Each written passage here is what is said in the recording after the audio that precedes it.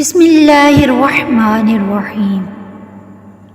اور بات جب مکافات عمل پہ آ جائے تو انتظار خود بخود صبر میں بدل جاتا ہے۔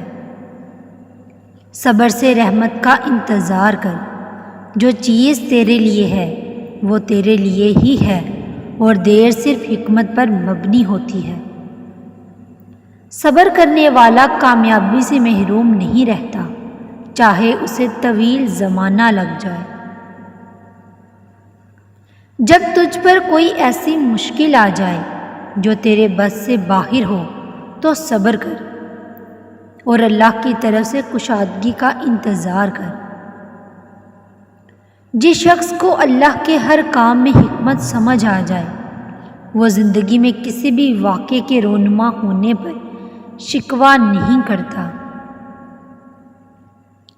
زندگی کی کتاب کے سب اوراق ہمارے مطابق نہیں ہوتے۔ اگر کوئی ایسا ورق سامنے آ جائے جس میں راحتیں نہ ہوں تو صبر کر لینا چاہیے۔ صبر اور نماز سے مدد لیا کرو، بے شک اللہ صبر کرنے والوں کے ساتھ ہے۔ نصیب اور مقدر صبر سے ملتا ہے۔ صبر رکھے، نہ ہی دھوپ رہتی ہے زیادہ دیر نہ ہی چھاؤں۔ صبر ایک ایسی سواری ہے جو اپنے سوار کو کبھی گرنے نہیں دیتی، نہ کسی کے قدموں میں نہ ہی کسی کی نظروں میں۔ صبر کا راستہ شروع میں کسی طور آسان نہیں ہوتا، بہت ہی مشکل ہوتا ہے۔ اللہ تعالیٰ کی رحمت پر یقین کامل رکھیں۔ سکون کے ساتھ بہترین متبادل بھی ملتا ہے۔ صبر رکھو، وہ دن بھی آئے گا جب دن گزرے گا مکہ میں اور رات مدینے میں، انشاءاللہ۔ صبر کا راستہ چن لو، صبر کی منزل جنت ہے۔ کسی کو اذیت دینے کے بعد اس کے صبر اور خاموشی سے ڈرو۔ 3 چیزیں آپ کو کبھی گرنے نہیں دیتی: صبر، امید اور یقین۔ صبر رکھو، یہ وقت بھی گزر جائے گا۔ تمہیں گرانے والے ایک دن خود گریں گے۔ صبر کی 2 صورتیں: جو ناپسند ہو اسے برداشت کرنا، اور جو پسند ہے اس کا انتظار کرنا۔